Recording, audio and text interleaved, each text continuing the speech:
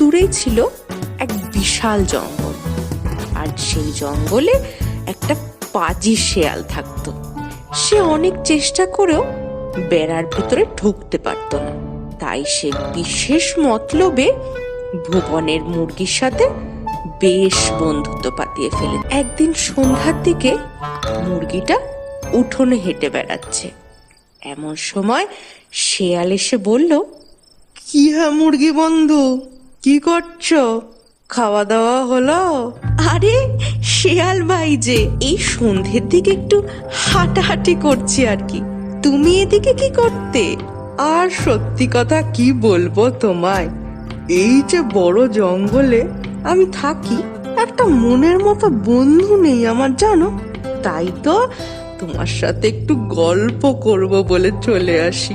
আর আর এই যে তোমার মধুর গলার স্বর, আমি তো সকাল সকাল তোমার ডাকে ঘুম থেকে উঠি।